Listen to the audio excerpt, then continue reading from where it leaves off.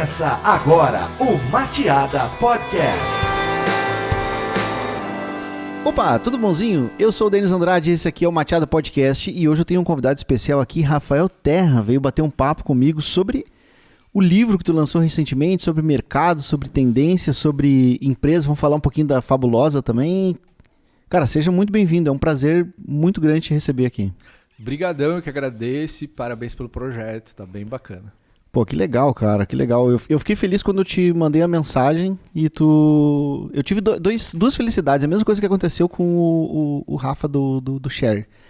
Eu tive duas felicidades com ele e tive duas felicidades contigo. Uma foi quando eu mandei a mensagem e tu deu ok dizendo que vinha, e outra quando tu chegou aqui. Muito obrigado. Muito legal, obrigado. Cara. Tu é um cara que eu admiro muito e, enfim, a gente já teve alguns contatos aí e lá na Fabulosa, a gente estava falando antes, eu já mandei funcionários aqui da Mateada para ir lá fazer curso contigo, porque sempre confiei muito no teu profissionalismo, na tua didática. Todo mundo que voltou da Mateada de ter feito curso lá sempre falou muito bem de ti, da metodologia e tudo. A gente nunca teve um contato profissional mesmo, de trabalhar juntos no mesmo projeto, mas mesmo assim, só de assistir palestra tua, de ver conteúdo que tu gerou e de ter feedback das pessoas que eu mandei lá para fazer curso contigo, isso me fez criar uma admiração pelo teu lado profissional. E então, ter essa oportunidade de bater um papo contigo aí é um prazerzão mesmo. Cara, muito obrigado de coração e isso é meio doido, né? Porque esse é o grande poder do digital, né? A gente criar laços, que até no digital se tem uma palavra híbrido, né? Do tipo, que a gente não é mais o que faz, mas a gente é o que... os rastros que deixa na web, né? E isso é muito doido, porque eu também sempre ouvi falar bem da Mateada, né? Mas é o primeiro contato real, né? É a primeira vez que a gente antes tu tava lembrando aqui que a gente já palestrou junto num evento. Isso, foi em algum museu, se não me engano. Foi no projeto Arte do Marketing Digital, mas eu não lembro em qual museu, porque foi um projeto que passou pelo Iberê, pelo MASP, pelo Museu do Olho em Curitiba, mas em algum desses museus a gente acabou se encontrando. Junto. Exatamente. Mas é louco esse negócio de evento, porque a gente encontra bastante gente. Eu sou muito fã de evento por causa disso. Ele é uma máquina de networking. Só que ao mesmo tempo são conversas rápidas, assim, a gente não consegue muito aprofundar, né? Não, eu tenho mega saudade de evento, né? Porque às vezes o pessoal me pergunta, Rafa, como que tu adquire conhecimento? Eu digo, cara, eu estudo muito, mas além disso eu tenho a sorte de palestrar nos eventos e aprender nos eventos, né? Então, além de palestrar, eu sempre consumo conteúdo dos eventos, né? Dos outros palestrantes, dos outros profissionais, e sinto falta disso, né? Cara, show. Um recadinho rápido para quem está nos ouvindo aqui no YouTube. Nós estamos disponíveis no YouTube e também no Spotify e todas as outras principais plataformas de streaming. E se tu preferir, também disponível no blog da Mateada, no endereço blog.mateada.com/podcast. Tu vai ter acesso a não só esse episódio aqui, como todos os outros episódios. A gente está publicando toda quinta-feira, às 19 horas. Só pessoas legais, como o Rafael, que tu vai conhecer hoje aqui. E toda quinta-feira eu trago alguém legal de mercado que tem uma história bacana para compartilhar. Então, se inscreve, acompanha o Mateada Podcast aqui, dá o teu like, deixa o teu comentário. E manda um e-mail para mim também no podcast@mateada.com com ideias, sugestões. E se tem alguém que tu queira sugerir de bater um papo comigo aqui também. Certo? E compartilha, né? É muito importante compartilhar. E hoje a gente vai falar bastante disso. Eu queria começar o nosso papo aqui falando do teu livro. Vou deixar ele de pezinho aqui. Para quem se interessar, vai ter o link do livro para vender aqui tem na Amazon, tem na Cultura. A gente falou de várias livrarias onde está disponível aí. Na Amazon deve ter as duas versões, tanto o livro físico quanto e-book também, é isso? Exatamente. E o legal da Amazon, né, que cria uma reputação na web muito grande, né? Tem até especialistas que já falam em Amazon Marketing, né? Porque tem toda uma logística para o livro crescer na Amazon, então eu diria que comprei na Amazon aí, que me ajuda bastante. E avalie, né? Porque a avaliação, né, é o principal, inclusive. É o motorzinho. É o motorzinho, porque é igual o SEO, né? Você que é mega especialista em SEO, quanto mais comentários, mais indicação na Amazon, mais o livro aparece nas referências, né? Então é bem impressionante o poder da Amazon. Nada contra as outras livrarias, né? Mas a Amazon é um Google, entre aspas, né? Então é bem compre na Amazon. É isso aí, show. Vai ter o link também aqui para facilitar, mas se a pessoa for lá e fazer uma pesquisa também pelo teu nome, o nome do livro, vai encontrar fácil também, né? Mas sabe, Denis, que outra coisa que tem acontecido que eu acho, enfim, interessante nos tempos atuais, é que muita gente me pergunta a livraria, porque vira quase que um lazer hoje a gente sair de casa com cuidado, obviamente, né? Então teve muita gente que me disse, não, Rafa, eu quero ir na livraria comprar. Faz tempo que eu não compro um livro na livraria. Daí quem quiser comprar numa livraria, a Livraria Cultura. Tá, legal, show. Cara, e a primeira coisa que eu queria falar aqui que chama bastante atenção é a orelha do livro da Marta Gabriel, que é a musa do marketing digital aí, né? É verdade. Você falou de uma das suas alegrias, foi uma das minhas alegrias também na quarentena, ela ter aceitado, topado e, enfim... Eu até estava te contando os bastidores, mas a minha história com ela é bem doida, assim, porque, se não me engano, foi o primeiro curso de marketing digital que eu fiz na vida, há uns 15, 16 anos atrás, na PUC. Eu lembro até hoje. Em Porto Alegre? Em Porto Alegre. Eu fiz faculdade de jornalismo, né? E eu lembro que apareceu aquela mulher lá, falando rápido. Legal, vou me inscrever nesse curso. Eu acho que eu nem estava começando a minha agência ainda. E surgiu uma admiração ali. E depois, quando eu virei palestrante, professor e tal, me encontrei muito com ela e a amizade foi surgindo. Mas, e quando eu pensei em escrever o livro, né, sempre vem aquele sonho grande do tipo, quem é que realmente eu quero que escreva o prefácio, né? Marta Gabriel, será que ela vai topar? E ela topou, né? Então isso fica, inclusive, uma dica, né? A gente tentem que o não vocês já têm. E, nossa, ela topou muito, muito, muito, muito. E até já fiz projetos, consultorias junto com ela. Então, e foi muito doido, né? Que o livro surgiu na pandemia e num domingo de manhã, assim, eu acordei com aquela pulga. Eu vou mandar uma mensagem para Marta Gabriel, ver se ela topa. Ela topou, então. Então, o que eu quero dizer, né? A gente tenta, né? Que aquela velha história, o não a gente já tem, e quando o sim vem é muito gratificante, né? Pô, que legal. Deve ser um baita prazer. E como é que tu estruturou o livro? O livro tá falando de Instagram Marketing. Isso. Então tu tá focando bem, não só em rede social, mas em uma rede específica. Exato, né? Exato. Como é que surgiu essa ideia? O Instagram é a ferramenta que tu mais gosta de trabalhar? Olha, tu viu isso como uma oportunidade por falta de literatura nesse... Denis, eu costumo dizer que aquilo que eu faço para meus clientes eu faço na minha vida, né? Que eu sou muito estratégico, né? Então, do tipo assim, escrever um livro e ter vontade de escrever existe há muito tempo. E como eu dou aula, eu tenho, entre aspas, vários conteúdos que poderiam virar um livro. Mas eu pensei, bem como você falou, mas qual a rede que hoje está trazendo mais resultados? Qual a rede do momento? E o principal, né, gente? Oportunidade, né? É o primeiro livro de Instagram Marketing, né? Tem outros, Instagram para pequenos negócios, Instagram para isso e para aquilo, mas Instagram Marketing é o primeiro livro do Brasil. Então foi uma oportunidade, sim, também, com certeza, mas hoje a escolha do Instagram também é porque o Instagram hoje é a rede social com maior retenção, ou seja, aquela rede social onde as pessoas mais ficam, né? Eu acho que não há dúvida, né, para todo mundo aí da comunicação, que oportunidades estão onde está a atenção das pessoas, né? Então foi muito, nossa, é uma oportunidade. Eu já tinha um curso de Instagram Marketing, né? Já tinha uma validação, muitos clientes, enfim, que trabalhei o Instagram. Então casou tudo, né? Casou tudo. E qual que é a estrutura do livro? Dá uma passada rápida aqui no índice. Capítulo 1, falando de estratégia. Capítulo 2, conteúdo relevante no Instagram. Capítulo 3, anúncios. O 4, falando de métricas. E por último, daí tu encerra ali com tendências no Instagram e um epílogo final. Como é que... Cara, é assim, ó, é o que eu chamo dos 5 pilares para uma marca dar certo no Instagram, né? Que é estratégia, que entra aí planejamento, quem não sabe para onde vai, né? Qualquer lugar serve, então achar o teu caminho dentro do Instagram.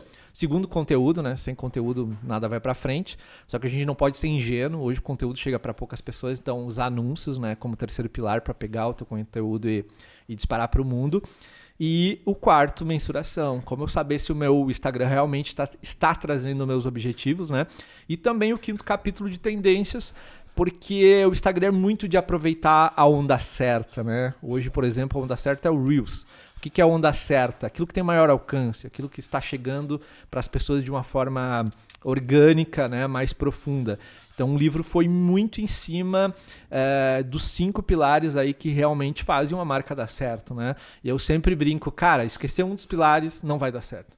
Porque só produzir conteúdo e não anunciar, ok, legal, vai ter um engajamento, mas muito menos do que poderia, né? Se você nunca mensurar, não vai entender o que tá dando certo.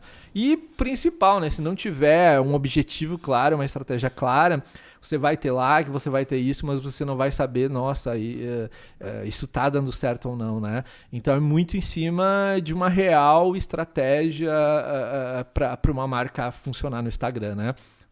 E tu falou do Reels aí que é hoje uma das principais ferramentas ali, mas tá para aparecer também aí uma espécie de aquelas salas de voz, né? Tipo, como é que é o Clubhouse. Isso. O Spotify lançou recentemente aí o Green, como é que é? Green alguma coisa? Green Club, o Greenhouse, uma coisa assim, que também é o Facebook anunciou recentemente que também áudio, ia né? lançar em áudio, ou até lançou, se não me engano, em uma beta, né? Se não me engano, em algum lugar. É uma coisa que vai aparecer, não vai demorar muito, vai aparecer no Instagram também. Eu costumo dizer que isso tudo é fruto do empresário, empreendedor, agressivo, que é o Mark Zuckerberg, né? Ele é o cara que ou ele se une ou ele mata, né? E foi assim com o Snapchat, né? Que montou os stories, foi assim com o Reels do TikTok e agora com o Clubhouse, né? Só que o que está acontecendo? O Clubhouse, no mundo inteiro, ele teve uma ascensão e agora está tendo uma queda vertiginosa, né? Então, não que eu conheça o Mark Zuckerberg, né? Mas de tanto estudá-lo, é capaz de nem sair. Porque o que eu noto é que ele aposta realmente naquilo que deu certo, né? Então, o TikTok deu certo, bora criar um concorrente que é o Reels. Agora, como o Clubhouse está tendo essa queda já de download, de engajamento, talvez eu não sei se role mesmo, né? Então... E chegou a usar o Clubhouse? Cara, eu usei, até participei de algumas salas e tal, criei, mas o que acontece? É muito parecido com as lives do Instagram. Para dar certo, você tem que fazer toda uma comunicação 360, né? Não é simplesmente eu chegar lá, abrir uma sala de bate-papo e começar a falar. Não vai ter ninguém, né? Então tem que fazer um preparatório, igual uma live no Instagram. A gente abriu uma live no Instagram sem avisar as pessoas, né?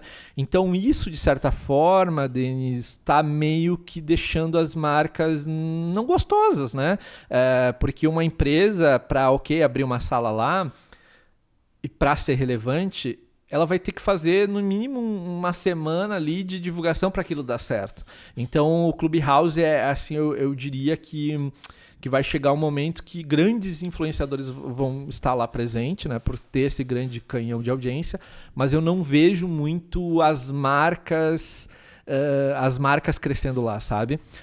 Para te crescer lá, tu tem que ter um trabalho diário, praticamente. Diário, sabe? Diário. E é uma rede que te exige muita atenção, é muito viciante, porque é muito legal você ter contato, né? Por exemplo, já assisti áudios lá do Gary Vee, sabe?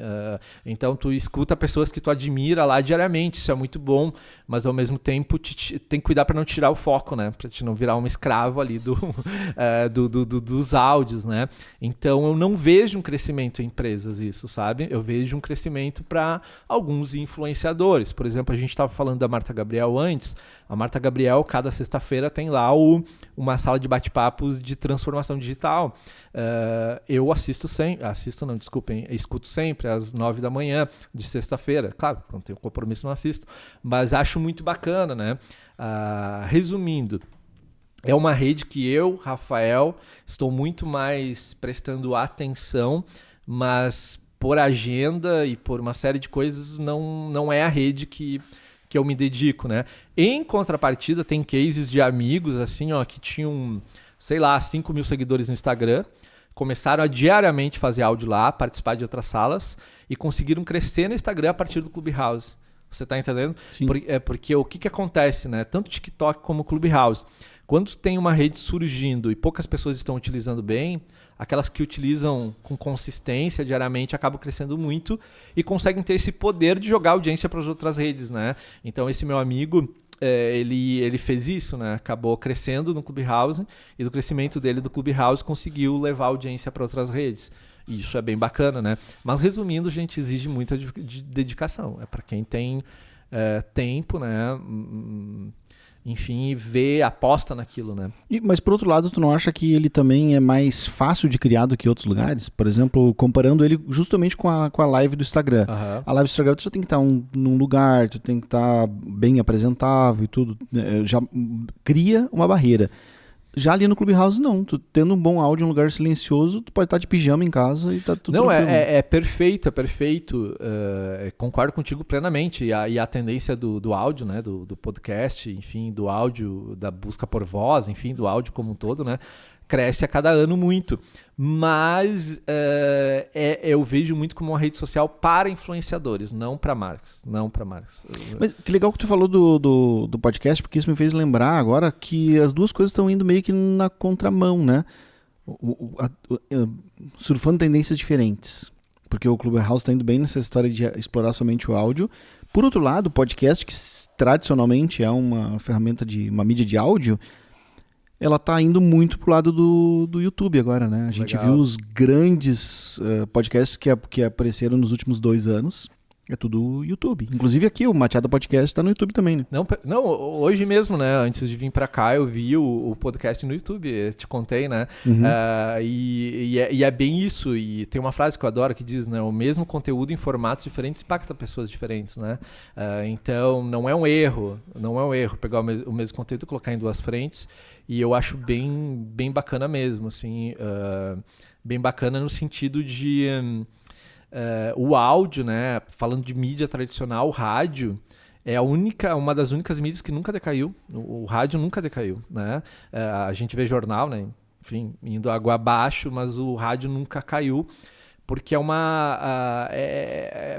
com a pandemia é aquele tipo de conteúdo que a gente pode trabalhar, né? Escutando um áudio. Então eu digo que é uma grande oportunidade também de você... É uma das únicas oportunidades, na realidade, de marcas, pessoas, influenciadores, enfim, profissionais, estarem na vida do seu consumidor, do seu cliente, durante o trabalho, sabe? Durante o trabalho, durante o trânsito. Exatamente. Eu sou uma pessoa que, trabalho escutando alguma coisa, e eu sou bem como você falou, eu escuto até áudio do YouTube, sabe? Deixo o vídeo ali rolando, né? Então isso é algo bem...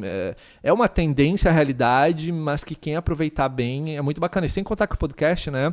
Ele tem um poder de SEO muito grande, né? Nossa, os podcasts parecem muito no Google, né? Então, é uma comunicação quase 360, né? E o podcast também teve muitas empresas começando a olhar mais a fundo para isso, né? Principalmente depois que o Spotify começou a dar destaque para os podcasts. O Google melhorou muito a ferramenta de podcast dele, né? A Apple agora está lançando também uma versão atualizada do aplicativo que, ao meu ver, é o pai de todos os aplicativos e atualmente é o pior de todos. E agora não, né? Eles estão melhorando o sistema. Eu estou começando a criar até sistema de monetização também para os podcasts. Então eu acho que é uma mídia que vai crescer muito também. Não, e Denis, tem uma coisa bem bacana, assim, que trabalhando há muito tempo com cliente, né? O que acontece? O podcast também tem essa coisa que é o que a gente está fazendo aqui, que as pessoas, todo mundo, ficam mais confortáveis quando são perguntados. Você está entendendo? Muita gente, a maioria, tem muita dificuldade de gravar um vídeo para o YouTube, olhando para a câmera. Oi, gente, esse é meu vídeo para o YouTube, é isso e aquilo. Agora, conversar, né? Até teve uma época que a gente atendia na empresa muito médico, enfim, profissionais da saúde, e eles tinham muita dificuldade de falar nas câmeras. Mas aí, quando a gente ligava uma câmera e perguntava algo pro médico, médico, o que é isso, o que é aquilo? A pessoa desandava a falar. Então tem essa questão da humanização da conversa mesmo, né? Que é única, assim, do podcast e que é muito bacana, né? É por isso que no YouTube tem muita gente que vai para essa linha daquele estilo documentário, né? Onde a pessoa fala olhando para um repórter que não aparece para o público, né? Ele tá meio olhando, ele não fica olhando pra câmera, ele fica olhando um pouquinho na diagonal, assim. É formato Total, documentário, né? Exatamente. Acho que justamente por isso, porque daí alguém tá ali atrás, faz uma pergunta e a pessoa que tá respondendo fica mais confortável com o que ela tá falando. Exatamente. E o que, no final das contas, né, como em qualquer mídia, o que vai interessar? Conteúdo ser relevante, né? Então, não é um olhar para a câmera ou isso é aquilo que vai fazer... É claro, não sei que for, né? Daí a gente pegar influenciadores de outros estilos, sei lá, arquitetura, moda, que daí precisa mostrar, né, alguma coisa. Agora, quando é conteúdo nosso, por exemplo, uma área digital, de serviços, é muito mais o conteúdo que a pessoa tem para passar do que propriamente o formato, né? Deixa eu voltar um pouquinho num gancho de uma coisa que tu falou antes ali, que quando surgem redes novas, quem vai lá e surfa aquela onda da novidade ali acaba trazendo muitos seguidores. E tu falou muito com o olhar de uma rede nova mesmo, né? Com o exemplo do Clubhouse. Mas isso acaba valendo também até para funções novas dentro das ferramentas que já existem. O exemplo é o Reels aqui, que hoje quase que já é tarde para fazer isso, mas quem soube explorar bem lá no começo... Total. O que acontece, né? A rede social, ela quer divulgação também, né? Ela quer divulgação. Então, quando ela lança algo novo, como o Reels, né, ela quer que as pessoas usem.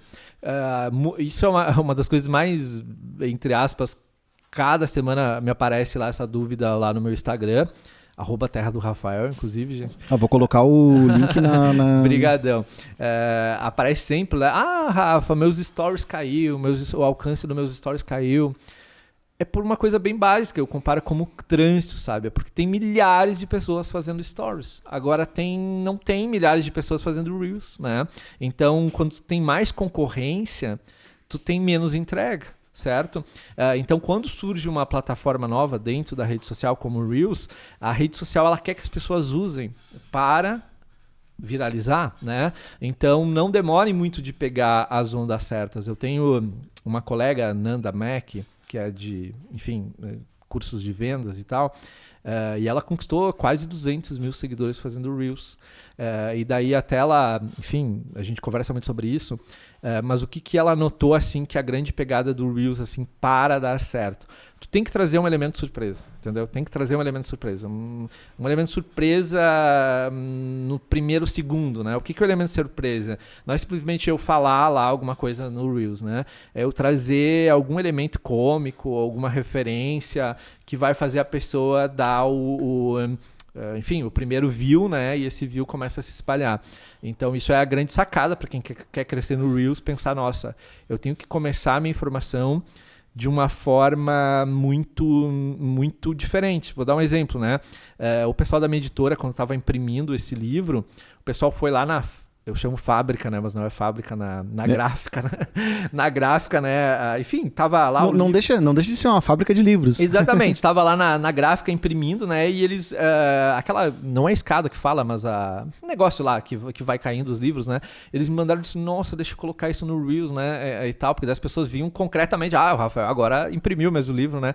E, cara, bombou muito e era muito feio, porque a pessoa lá fez com, enfim, celular não muito bom e tal, e ficou horrível, mas teve um engajamento enorme, porque eu nunca posto esse tipo de coisa, sabe? Numa fábrica, né?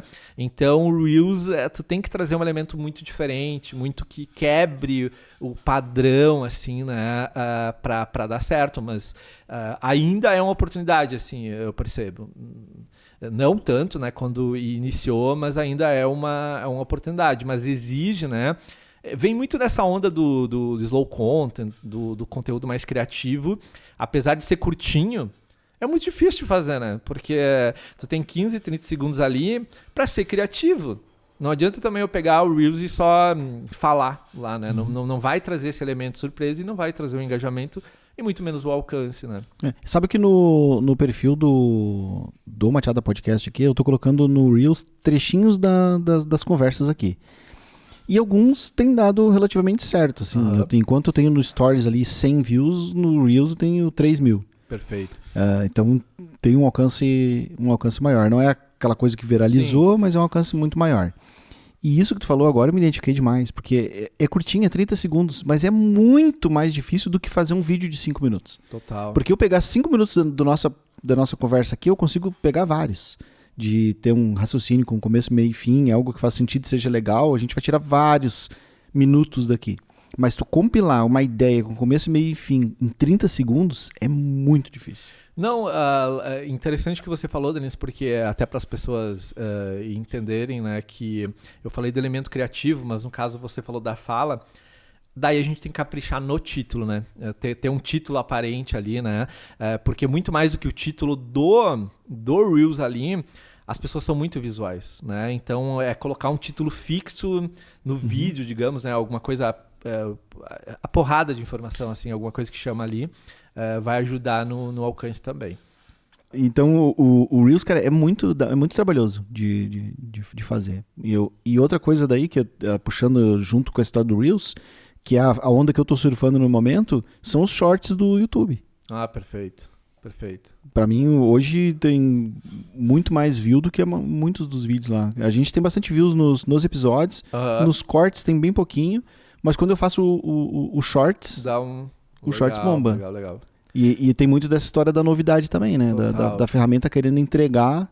É uma frase assim, ó, que é um mantra, né? Que as redes sociais, elas querem também divulgação. Até se a gente voltar mais no tempo, né? Por exemplo, quando surgiu o live no Facebook. O Facebook, ele começou com a live exclusiva para grandes celebridades. Madonna, não sei quem lá, bababá. Para o quê? Para o usuário, enfim, ser humano nosso aqui, né? Ter vontade de usar, né? Agora, como meio que 10 anos depois, né? 8 anos depois, todo mundo virou influenciador, ele meio que tem liberado geral e as pessoas que usam têm esse poder nas mãos, né? E é incrível como aqui a gente tá falando geral, mas é incrível, Denis, que eu trabalho muito com marcas, né, empresas, é incrível que as empresas ainda não perceberam isso. E ficam anos planejando a entrada, e quando entra já tá tudo... Já é tarde muitas vezes. Né? Já é tarde, já passou, né? Por isso que eu falo a onda certa. Qual é a onda certa, como é que eu me apego e ainda é o momento do Facebook? Olha, todas as pesquisas dizem, né, que o Facebook é a rede social com mais usuários. Não é a com maior engajamento hoje, mas com mais usuários. Mas o que o Facebook, assim, ó, eu digo que é tipo e-mail, né, o pessoal quer matar cada ano, mas ele não tem como morrer e não vai morrer, porque é onde estão os dados das pessoas, né, Denis? Até pra gente anunciar no Instagram, né? Eu quero chegar em arquitetos de São Paulo. Eu tenho que segmentar pelo gerenciador de anúncios do Facebook. E para me anunciar no Instagram, eu preciso ter uma página do Facebook. Então, é por uma questão de dados, né? Quando a gente fala hoje de marketing digital, os dados estão no Facebook e no Google. As duas... Mas eu entendo bem isso que tu está falando do ponto de vista de empresa. Uhum. Mas e do ponto de vista das pessoas? Será que elas não vão começar a abandonar a ferramenta? E aí o Facebook vai ter que vai fazer o quê para manter essas pessoas lá? Mas é aí que tá, hoje o Facebook, para girar e para inclusive manter o Instagram, manter o WhatsApp, ele precisa de publicidade, né? Uhum. E a verba de publicidade vem de anúncio. E os anúncios são feitos pelo Facebook. A gente não coloca dados no Instagram de segmentados, né? Alguém deve estar escutando aqui falar, mas eu coloco a minha profissão lá na bio do Instagram. Mas ele não pega essa segmentação. Ele pega a segmentação que a gente bota no Facebook. Eu sou marqueteiro, trabalho na empresa tal, na empresa X, né? O Instagram ainda é constituído muito de interesse.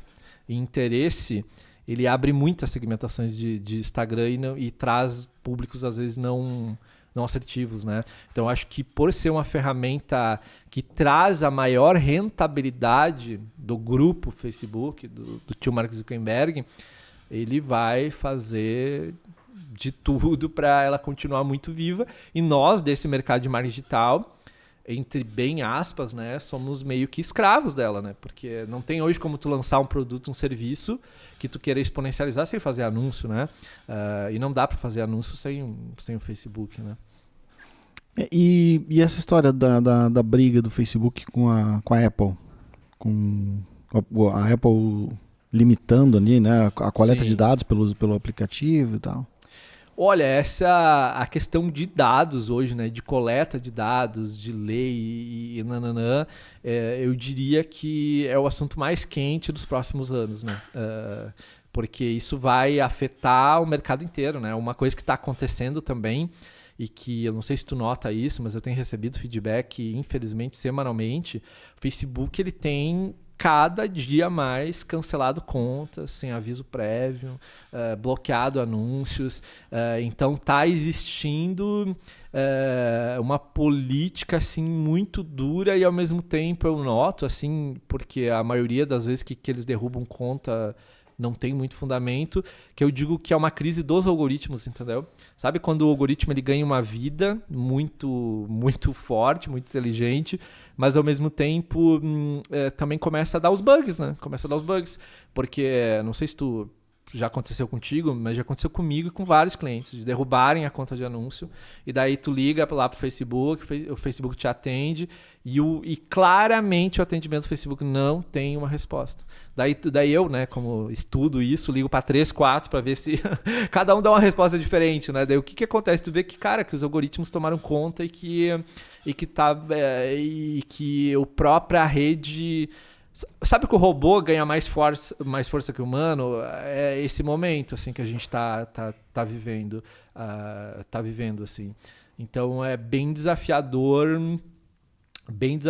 hoje, inclusive para te tentar não burlar nenhuma regrinha, entendeu? Porque hoje até tu não burlando, tu tá sujeito a uma exclusão, né? Porque se tu tiver qualquer tipo de comportamento que seja meio mecânico assim, tu pode sofrer o pênalti, porque tem uma enxurrada de conta fake no Instagram, principalmente, Total. Né? Eu não acompanho tanto assim o Facebook para saber se lá também, mas, cara, no Instagram é demais.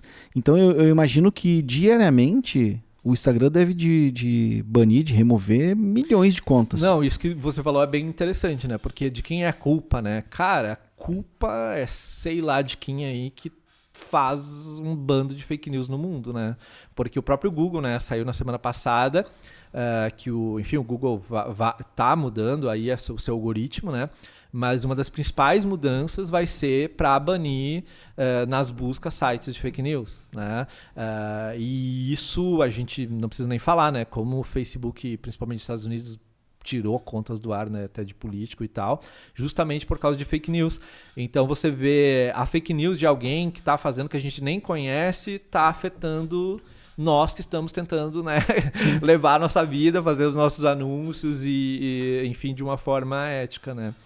Tu falou do fake news, mas eu nem estava lembrando disso, na verdade. Eu acho que esse é um problema também muito similar ao que eu estava falando, mas eu estava me referindo àquelas as contas que são criadas em massa para vender seguidor, vender curtida.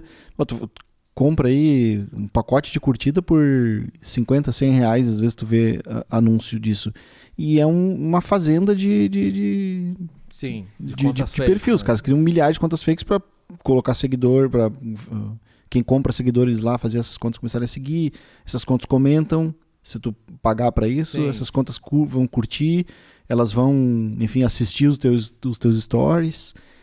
E aí eu imagino que é uma guerra constante. Até não sei se a mesma estratégia não pode ser usada para produção de uma vez que as contas comentam lá.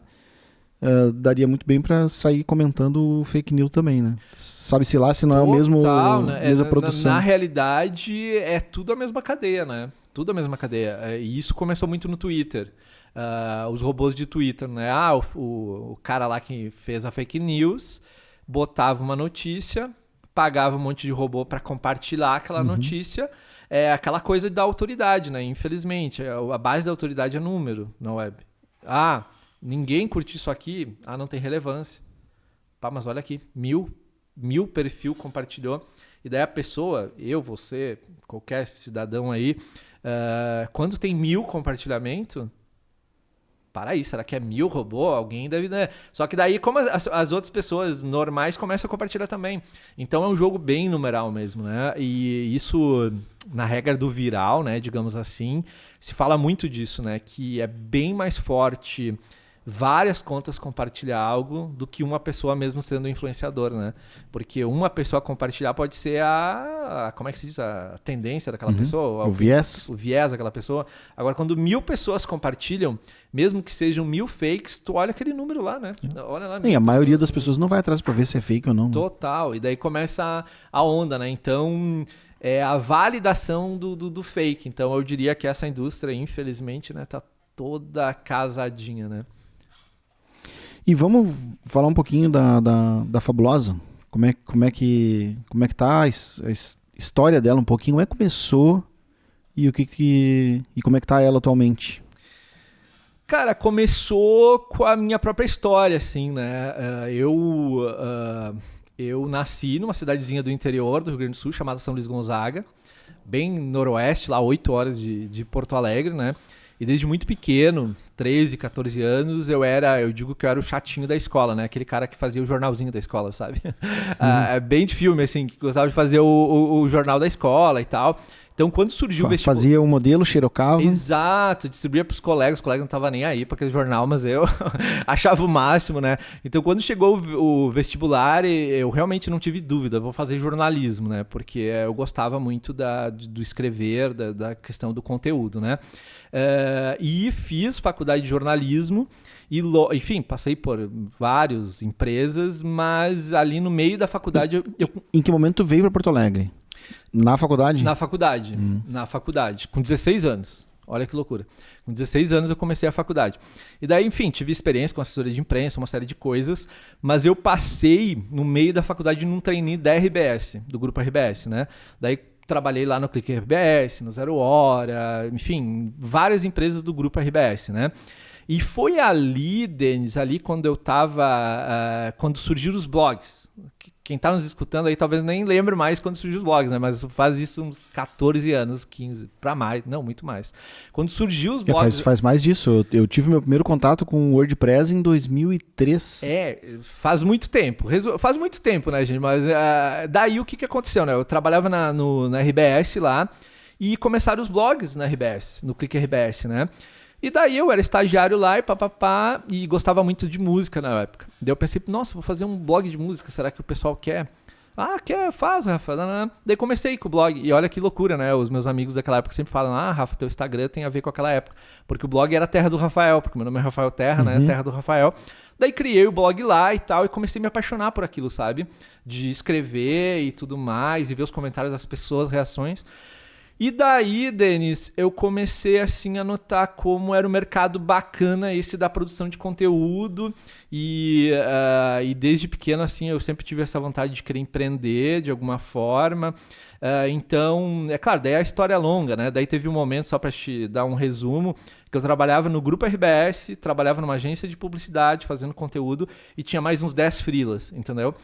E daí quando eu vi que os meus freelas pagavam mais do que, né, do que a RBS, do que a agência lá, enfim, eu comecei, não, existe um negócio aqui. E na época eu fazia justamente blogs para as empresas, né? Então, resumindo, a Fabulosa Ideia, ela nasceu muito da minha produção de conteúdo para blogs. E quando eu vi que eu não dava mais conta sozinho, enfim, botei a cara ali para bater, daí comecei a contratar gente, e daí foi crescendo, comecei a dar aula junto, e daí como a gente foi, entre aspas, isso estou falando há 15 anos atrás, como a gente foi meio pioneiro, né? Eu sempre digo que quando a gente está começando no mercado é mais fácil de crescer, né? Então a gente, nossa, de cara começou atendendo Seven Boys, Steel, Red Bull, Santander Cultural, e começou uma coisa assim... Isso atendendo produção de conteúdo para blog. Produção de conteúdo. Começou com produção de conteúdo. Por que começou a produção de conteúdo? As pessoas perguntavam por que começou com... Porque era o que tinha, né? E depois veio o Twitter, depois que veio o Facebook, daí sim que o negócio cresceu mais ainda, né? Porque daí existia, tu deve lembrar dessa época, existia em um momento que tu tinha que convencer o empresário, né? É importante, conteúdo e bababá. Daí chegou um momento ali que tu não precisava mais convencer ninguém, que as pessoas queriam ter, sabe? Foi ali que expandiu muito. No meio termo, né? No meio tempo disso, eu fiz meu pós em marketing digital, né? De jornalismo, fiz o pós de marketing digital, e foi muito interessante. Não era nem pós, era master o nome, master em marketing digital, primeiro da SPM. E olha que interessante. foi o primeiro da SPM aqui do Rio Grande do Sul, né? E daí os professores começaram a ver, pá, mas esse cara é um bom aluno e tem uma agência. Daí os caras me convidaram para dar aula. Então eu acabei o MBA, o Master lá, eles chamavam de Master na época, mas hoje é um MBA. Me convidaram já para dar aula. Então eu comecei assim, acabei o MBA já dando aula na SPM. Então tudo foi uma roda muito bacana, né? E daí, Denis, a gente foi evoluindo conforme o mercado, né? Mas isso em que ano que tu fundou a empresa? Eu sou péssimo de número, né? Mas foi 2008. 2008? 2007, 2008.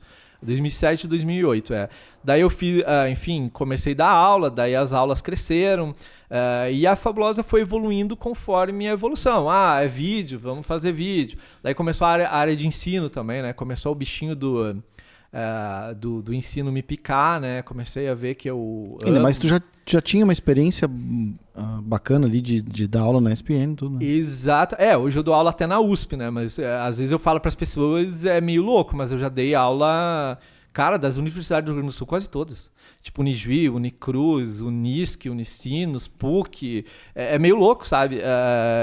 Bem doido. Hoje eu dou aula só na USP, né? Mas, enfim, na época eu comecei a dar aula meio que por todo o Rio Grande do Sul, assim, e isso começou a me trazer cliente. Então as pessoas me perguntavam, Rafael, como tu prospectava? Na realidade, as minhas maiores prospecção vinham das aulas, porque a própria SPM é um celeiro, né? O cara que faz MBA lá trabalha em alguma empresa, né? Então foi muito assim. E daí, nos últimos anos, né, a Fabulosa, enfim, meu pessoal começou a ver um grande crescimento da área de ensino, né? Enfim, e a gente começou a migrar para essa parte também. Não sei se você já ouviu falar de um evento nosso, a Maratona Digital, que é um evento que não tem mais por causa da pandemia, né? Mas logo que passar a pandemia, vamos voltar. Então, tudo foi acontecendo assim, mas eu sempre digo... Denis, que a gente começou com produção de conteúdo, mas eu sempre me reinventei, assim, sabe? Sempre me reinventei. Chegou um momento, cara, conteúdo sem anúncio não dá mais. Vamos trazer uma equipe de anúncio aí para vender para os clientes também. Então tu foi agregando mais serviços que complementavam a ideia do conteúdo. Exatamente. Igual há 4 anos atrás, né? Começou a bombar os vídeos, né? Vamos começar a fazer vídeo para marcas e tudo mais, e assim foi. Então é muito não achar que tá pronto, né? Não achar que tá pronto nunca. E hoje eu tô muito focado aí na minha marca, né? Porque tem crescido muito a parte de infoprodutos. E é incrível como a Fabulosa existe ainda, tudo mais, mas o infoproduto ele é emocional e ele é humanizado, entendeu? As pessoas eles se identificam mais com uma pessoa do que propriamente... Do que com uma marca, né? Exatamente, do que uma marca corporativa, entre aspas, né? Então, nos últimos tempos, eu tenho me dedicado muito a esse viés de educação, consultoria. Até ontem, né? Eu, enfim, dei uma entrevista e o pessoal me perguntou, Rafael, o que tu acha... Como que a gente te rotula aqui? Diz, cara, tu pode me chamar de professor, pode me chamar de escritor, pode me chamar de consultor, porque eu dou consultoria também, né? Agora eu tenho feito um trabalho também de influenciador, de embaixador, tipo a Simpla, que é uma empresa de eventos que acabou de me contratar para ser embaixador deles aqui no Sul. O que é um embaixador? É um cara que vai divulgar a marca dele, sabe? Que é pago para isso, mas porque eu acredito também, né? Então, como é que eu vou dizer... Eu tenho investido muito também, eu não costumo dizer influenciador, mas criação de conteúdo, sabe? E também remunerar esse conteúdo, né? E a gente está no meio de uma pandemia, né? Então eu digo, cara, vamos fazendo, mas também está no momento que, como é que eu vou te dizer...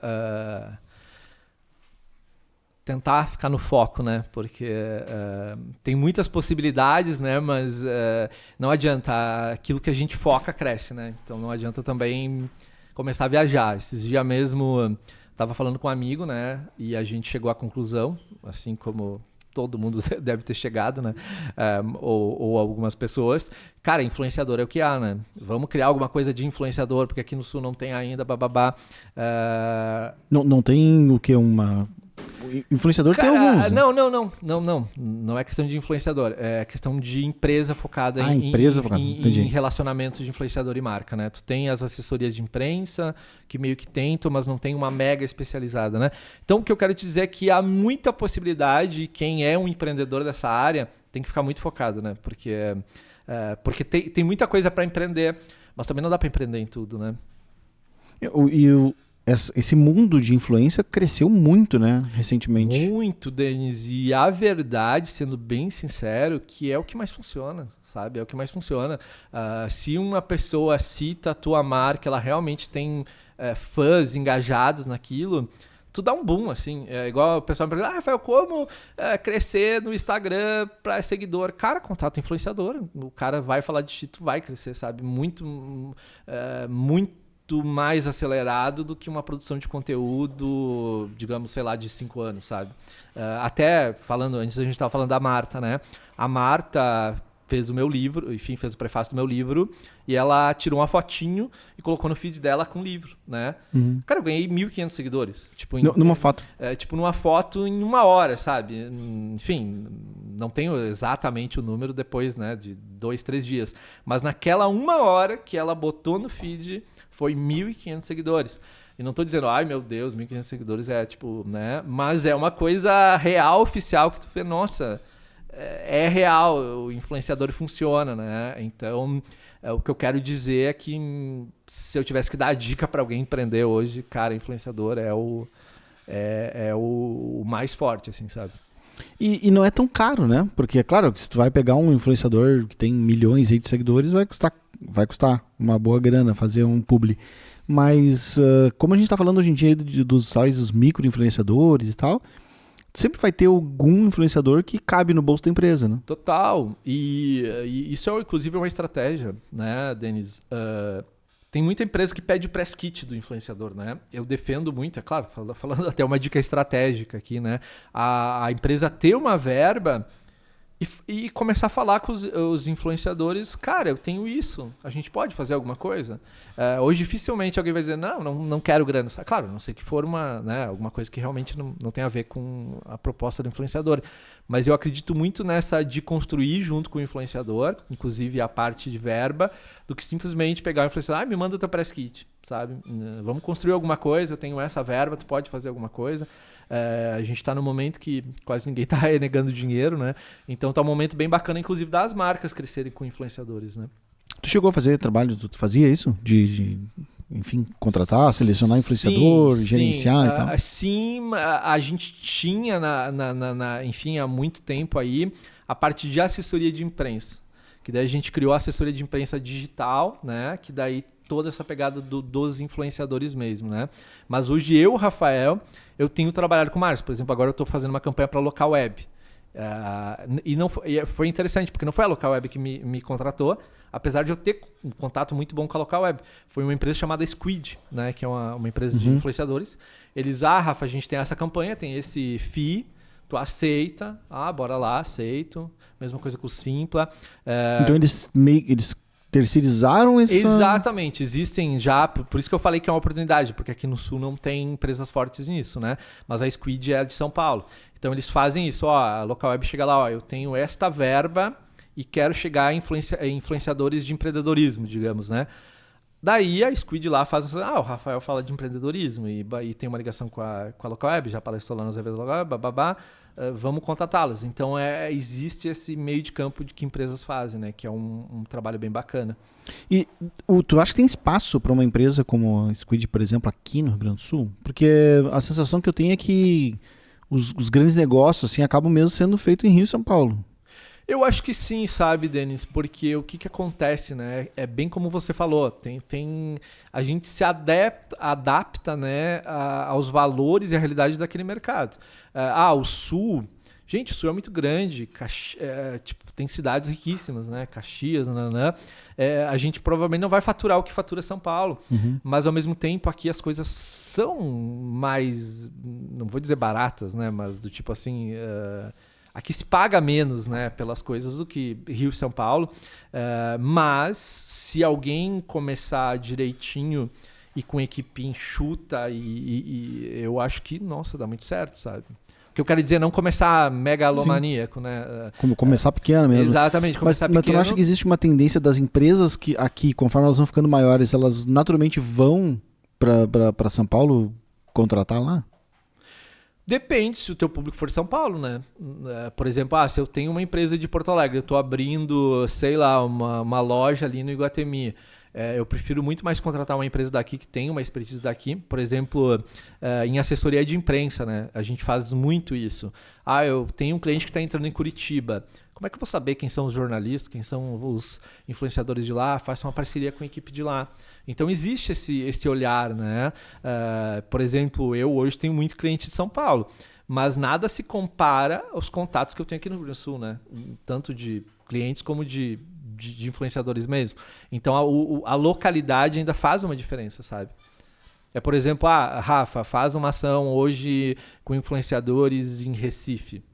Não vou saber por onde começar, sabe? Porque nunca trabalhei com o nicho de Recife, né? Vou ter que fazer uma parceria com alguém de lá e tal. Então acredito muito nesse olhar local, sabe? Cara, e esses dias eu tava vendo uma notícia, acho que do Cristiano Ronaldo, se eu não me engano, que hoje ele ganha mais grana com o Instagram dele do que ele ganha com o futebol. Total. Sabe que hoje foi a pauta de uma reunião que eu tive, né, com uma agência chamada Glória, que eles estão de agência de fomento esportivo, de conseguir patrocinador e bababá, enfim, organizar a vida lá né? A gente chegou bem a essa conclusão. Nossa, hoje a gente tem que preparar um atleta a ser um influenciador desde o início, né? Porque o seguidor de um jogador, ele é muito apaixonado, né? Hoje, não sei qual é o teu time, mas hoje as pessoas são muito apaixonadas. Quer dizer, hoje não, né? Sempre foram por futebol, né? Tanto é que eu digo, gente, o pior dia para rede social, para marcas, é dia que tem futebol.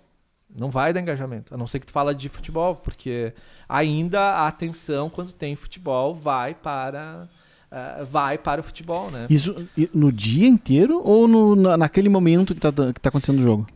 Principalmente naquele momento, mas eu, Rafael, por experiência assim mesmo, não indico fazer coisas importantes em dia de futebol, assim, sabe? Principalmente, obviamente, no horário, né? Mas no dia é impressionante, assim, a atenção do noticiário, a atenção das redes vai para aquilo, sabe? Então, eu tenho algo importante para falar. Tenta não falar em dia que tem jogo importante, que a atenção vai para aquilo, né? Que louco isso, né, cara? Eu nunca tinha pensado nisso. Não, tu sabe que eu tive essa semana mesmo, né? Teve jogo do Brasil, né? Essa semana. Sim. E, enfim, a gente postou lá um negócio de um cliente, foi péssimo, assim, sabe? Daí depois eu pensei, nossa, mas isso é tão interessante. Isso é tão interessante como, assim, porque o cliente, enfim, tem engajamento sempre, né? Porque depois a gente se ligou, cara, mas que mancada era. Por causa do jogo. Cara, e a impressão que eu tenho é que as pessoas não estão mais tão ligando, assim, para o Brasil igual era há uns anos atrás, né? E mesmo assim, mesmo com essa percepção, ela ainda consome a atenção das pessoas. Exatamente, porque o que acontece, né? Por mais que a maioria das pessoas não estão tão mais ligadas, existe aquilo que a gente conversou antes, de quando tu tem bastante pessoa olhando para aquilo, a atenção vai para aquilo, né? É igual qualquer meme, né? Por que os memes bombam? Porque uma parte da população tá olhando aquilo. Né? Então o segredo para ramificar qualquer coisa é não contratar um influenciador, contratar 20. Eu sempre digo, claro, não sei se for uma marca muito rica, né? Agora, se tu tem grana para influenciador, não aposta tuas fichas só em 2. Tenta ramificar a tua divulgação, que isso vai chegar a mais pessoas sempre. Porque aí tu, sei lá, quem... É o grau exponencial que a gente fala, né? O Denis tá lá e viu um influenciador falando, talvez ele não dê bola, mas daqui a pouco ele vê 10. Vários, exatamente. Isso é como é que se diz? O princípio da autoridade, né? Para uma coisa ser autoridade, muita gente tem que falar. Só uma pessoa fala, eu desconfio, né? E nesse mundo de boots aí, né? Cheio de robozinho pra tudo quanto é lado. Quem tá contratando tem que ter um controle muito grande E para não cair numa furada, né? De tu achar que tá contratando um grande influenciador ali que tem muito engajamento e tudo, e no fim é tudo like falso, Sim. seguidor falso, comentário falso. Total. Olha, hoje eu diria assim, ó, que a maior métrica, né, mesmo, muito mais do que engajamento, é a visualização, sabe? E até hoje eu estava de tarde falando com o pessoal da minha equipe, e eu peguei os meus 10 últimos clientes, assim, que me contrataram, ou para consultoria, para palestra, enfim. E eu fiz uma pesquisa no meu próprio Instagram. E olha o que eu cheguei à conclusão. Essas 10 pessoas que me contrataram, elas nunca tinham curtido nada meu. Elas nunca tinham reagido a nada meu. Mas elas me seguiam. Então hoje é muito mais você estar presente e tu botar o brand da coisa, né? Tu fazer sentido, mas não achar que algo é bom ou ruim, ou com influência ou sem influência, pelo like ou pelo... É a conversão que importa, entende? A conversão. E daí hoje eu até vou escrever sobre isso na semana que vem. E o título do post é do tipo assim, meus 10 melhores clientes nunca curtiram nada meu. Porque eu cheguei a essa conclusão, sabe? Daí é um paralelo meio que louco, né? Às vezes a gente acha, nossa, que pra gente vender a gente tem que, né? Aquele seguidor que tá ali comentando, nananã, e às vezes não. Mas a pessoa te segue, entendeu? A pessoa te segue, te vê, tem uma você ou a sua marca tem uma reputação na cabeça da pessoa. Mas eu notei, pelo menos no meu caso, porque foi uma coisa bem particular, que o cliente, o meu melhor cliente, entre aspas, ele não reage a nada meu. Mas ele me segue e ele vê as minhas coisas. Então, pra mim, a maior métrica é o views. É como você falou do Reels, né?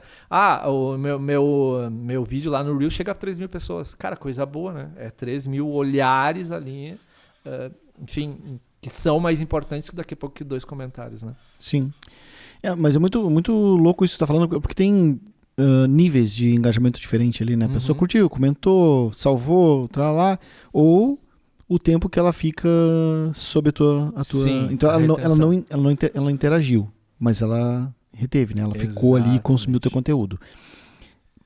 Essa métrica ela é visível para a ferramenta. Então o Instagram sabe que aconteceu esse engajamento ali. Só que pra gente e para qualquer outra ferramenta de apoio, ela é uma métrica invisível. E por isso que a gente tem que se apegar na conversão, né?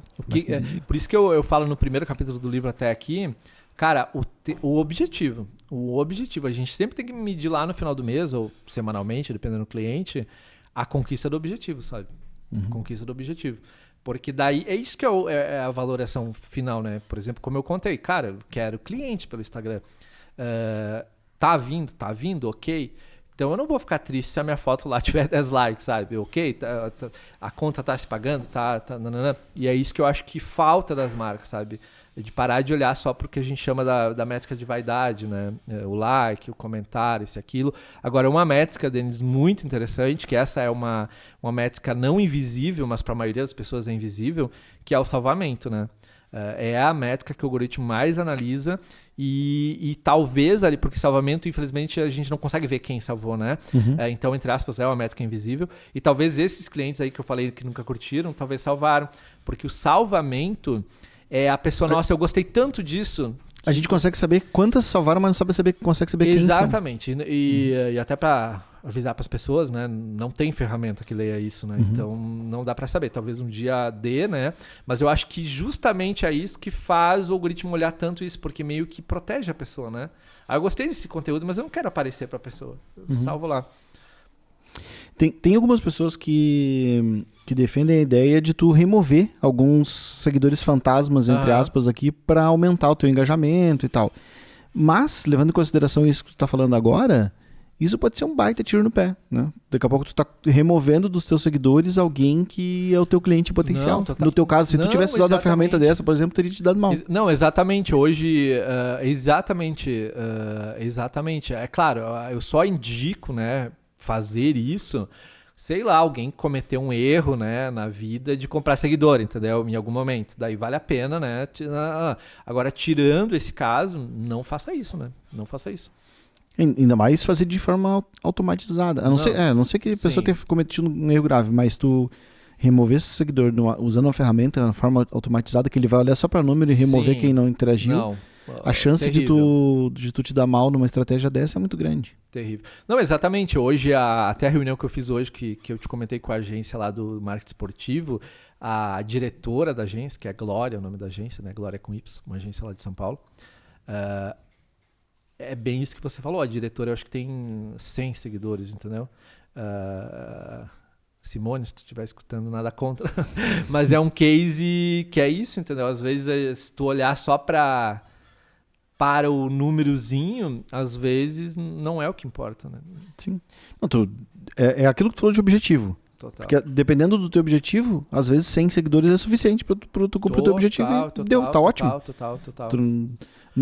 A gente tá muito tendencioso a olhar como sucesso aquelas pessoas que têm milhares de seguidores, né? Não, isso até dando uma dica, né, Denis, pro pessoal, tem muita gente que paralisa, principalmente o pessoal aí de infoproduto ou de e-commerce mesmo, que o cara acha que para ele começar a vender ele precisa ter milhões de seguidores, entendeu? E não, tu precisa ter uma boa oferta, um preço que caiba no teu, enfim, no bolso do teu público, e com oferta, obviamente, que sane, né, um desejo ou um problema de alguém, né? Esse é o básico do marketing, óbvio, né? Tem que ter um mínimo de reputação online para a pessoa botar fé ali. Mas não que, meu Deus, eu preciso ter 50 mil seguidores para começar a vender, né? Isso é uma bobagem, né? Se a gente fizer um cálculo simples, assim, vamos pensar uma taxa de conversão de 1%. Uhum. Se 1% é uma taxa de conversão ok, a pessoa precisa de 100 seguidores para conseguir fazer uma venda. Exatamente, já é suficiente. Então, com 100 seguidores já consegue vender. Não, e se a venda for cara de 10 mil, né? Olha só. Exatamente. Então, talvez até se ela está com alguns seguidores e não está conseguindo vender, já é um sinal, não é que seja pouco seguidor, e sim a oferta que não está boa, né? Exatamente. Não adianta ela esperar chegar nos 100 mil seguidores para depois perceber que a oferta está errada. Então, se tu tem 1000 seguidores e não conseguiu vender ainda, já começa a olhar a tua oferta, porque o problema está ali. Concordo. E até porque a gente tem os anúncios que nos ajudam, né? Se tu tem uma oferta boa, uma página de vendas ali, enfim, razoável, uma boa copy, é tudo questão de sanar o desejo ou o problema de alguém, né? E, bom, eu sou uma pessoa que eu consumo muito infoproduto, né? Inclusive, eu sou estatística também, né? Não sei se tu já fez isso, mas teve coisa que eu comprei e nunca usei, sabe? Teve coisa que eu não... comprar e nunca usar nunca aconteceu, mas comprar e usar só um pouquinho, assim, só, sei lá, comprar um curso de só primeira aula e deu... Exatamente. Não, e eu vendo curso online, né? E, cara, entre aspas, às vezes eu fico pensando, meu Deus, isso é sério? É muito poucas pessoas que acabam um curso assim de muito grande, sabe? E daí, às vezes eu fico me perguntando, mas a aula não tá boa? Cara, tá todo mundo ali elogiando, mas ao mesmo tempo é do ser humano procrastinar, né? Então por isso que a gente tem que estar muito alinhado assim, que uma grande tendência do momento mesmo é o tal do copy, né? Do copywriting, porque você precisa pegar o cara ali quando ele está engajado, né? Porque senão a emoção passa, que é como a venda sempre foi, né? Venda, emoção. E a copy é um troço bem antigo, né? E como é que é a história dos teus infoprodutos? Basicamente curso, é isso que tu oferece? Tenho mentoria também. Tenho mentoria também.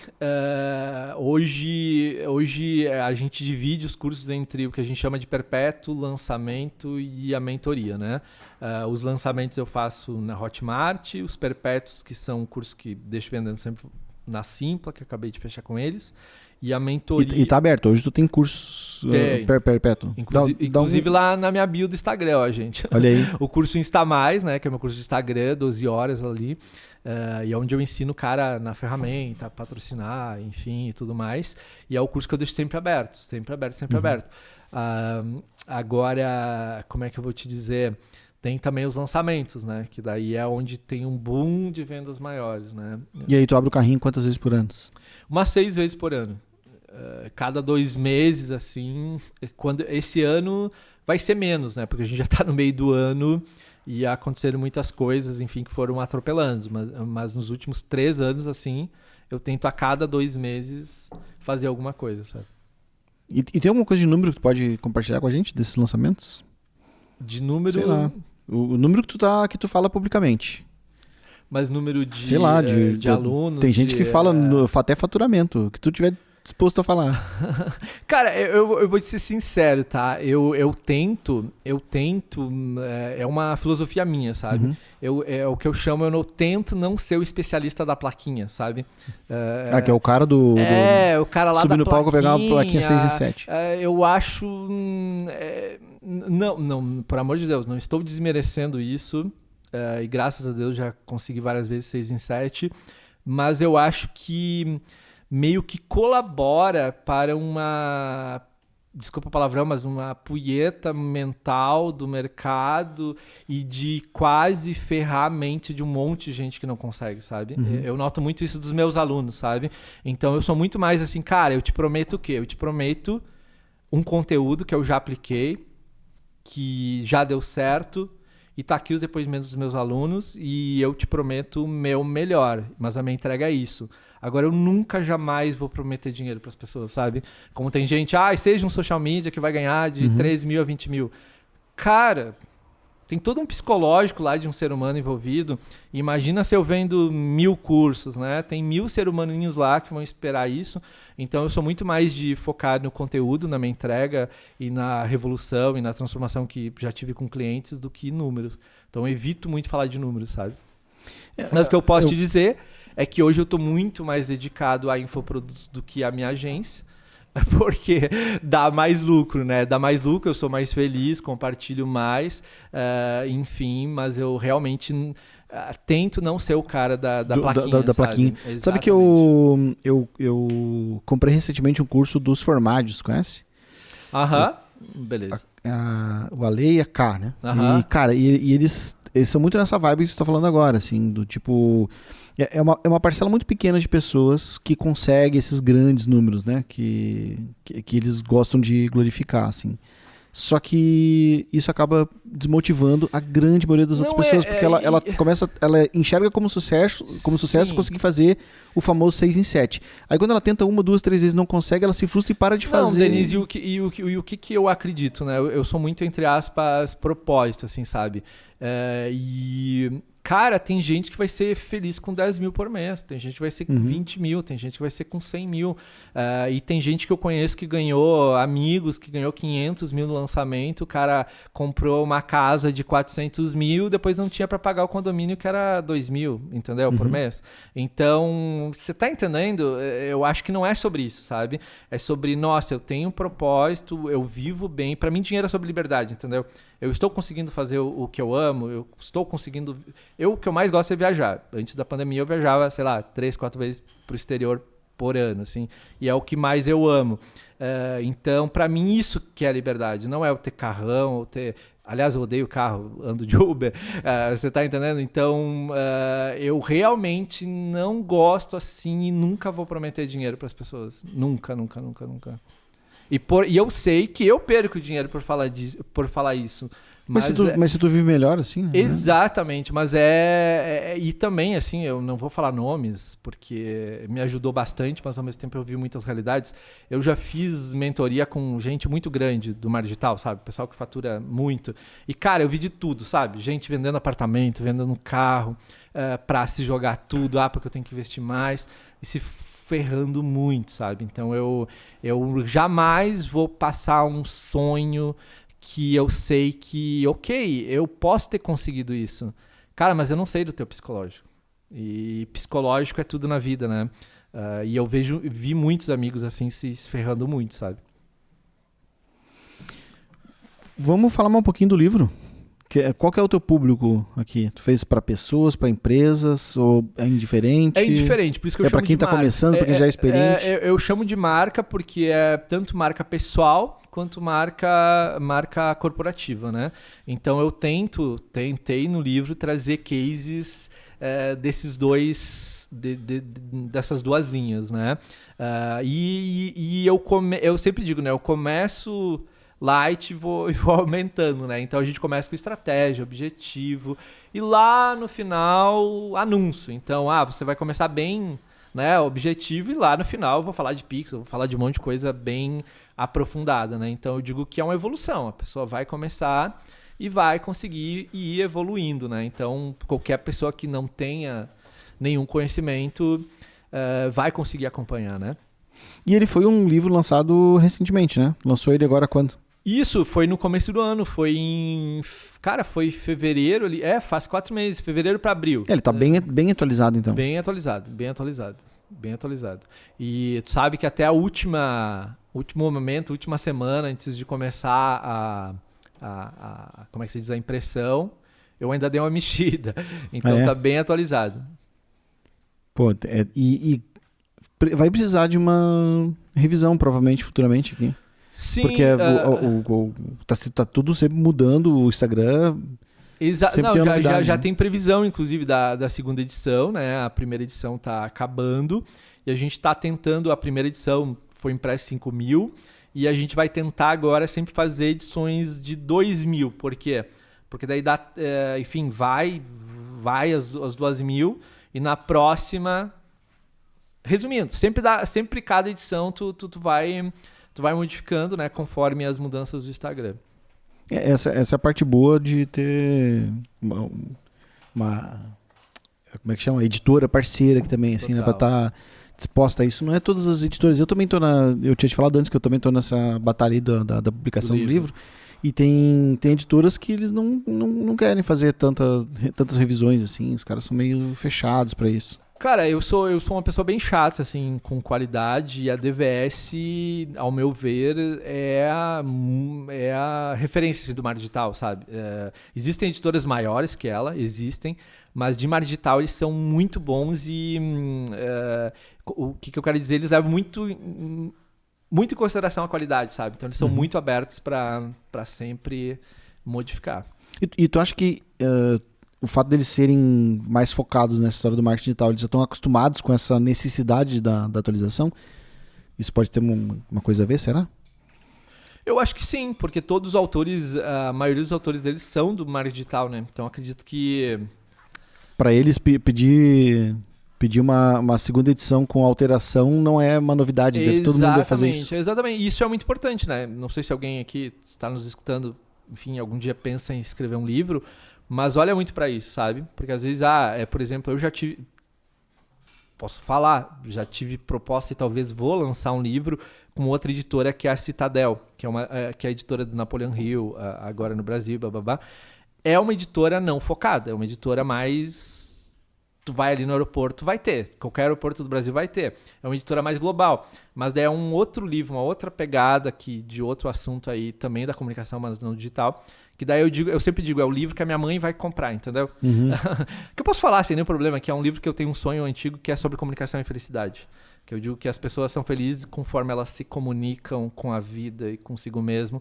Então é um livro mais aberto. Então eu procurei uma editora mais aberta. Agora, resumindo o que eu quero dizer para o pessoal, quando tiver um livro focado, procura uma editora do segmento, sabe? Que vai conseguir conversar com a tua voz, né?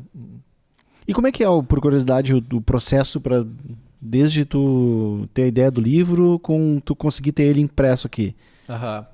Contato com a editora, os caras são receptivos, não são? Não só a DVS em si, mas se tu teve outras experiências, para quem tem essa interesse, e até um pouco para mim também, que eu tô para... Claro. Olha, Denise, eu vou ser assim, ó, 100% aberto contigo, tá? Não sei se isso é bom ou isso é ruim, mas é a verdade. É tudo relacionamento, entendeu? É tudo relacionamento. O que eu quero dizer relacionamento? Indicação, sabe? Eu quero... tem alguém lá dentro que me indica. A autoridade, né? Alguém que me valide, que foi o que aconteceu comigo. Tipo, quem me indicou foi o Camilo Coutinho, que é um grande... Enfim, tem um livro de videomarketing também. O pessoal já me conhecia do RD Summit, porque a editora... Ela patrocina o RD Summit, então eles já me conheciam de lá. Então é muito assim, porque já me conheciam, mas porque um autor da editora me chancelou também, entendeu? E eu vejo muito isso, porque, por exemplo, eu já tentei entrar em outras editoras. Manda aí como é que se diz né? Sim, fugiu o nome também agora. O exemplo do livro, enfim, o rascunho do livro e tudo mais, né? E claramente não vai ser lido, sabe? Então, cara, relacionamento.